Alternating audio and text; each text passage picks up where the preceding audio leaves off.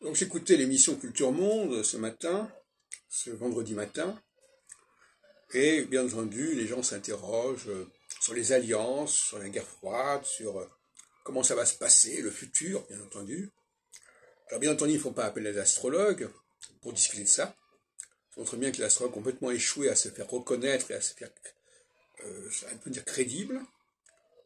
Pourquoi? Il faudrait se poser la question. Les astrologues se demandent pourquoi ils n'y sont pas arrivés, malgré les grands efforts d'un André Barbeau. Pourquoi on n'a pas pris au sérieux ce qu'il disait, à commencer quand il avait annoncé la Troisième Guerre mondiale pour les années 81-82, ce qui n'a pas forcément amélioré l'image de l'astrologie mondiale. Enfin, fermons la parenthèse. Effectivement, c'est vrai que c'est la charité qui se moque, etc. Parce que finalement, les historiens ne sont pas mieux lotis que les astrologues et ils ne sont pas mieux lotis que les juristes. On a l'impression qu'on avance à tâtons et que quelqu'un tout à l'heure disait sur Culture Monde, ah ben il y a des surprises, on a des surprises, alors on ne sait pas ce qui va se passer. Et donc on ne peut rien dire.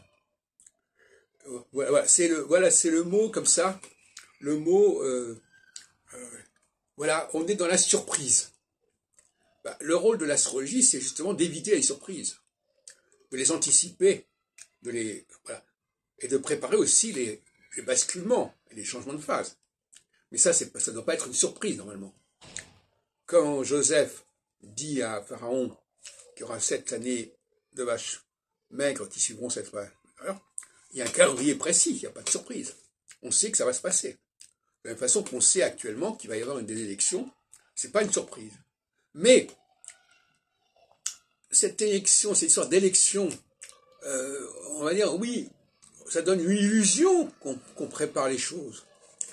Mais c'est complètement factice en réalité. On se fait peur, on se fait des surprises.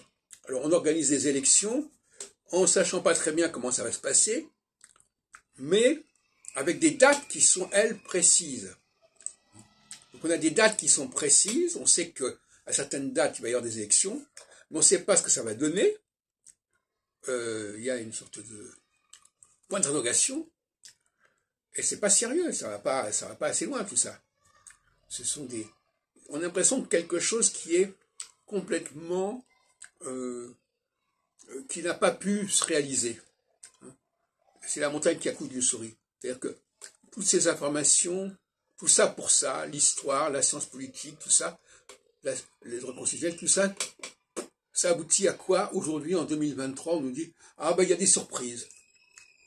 Voilà où on en est. Donc c'est vraiment la paille et la poutre, dans ce cas-là, par rapport à l'astrologie.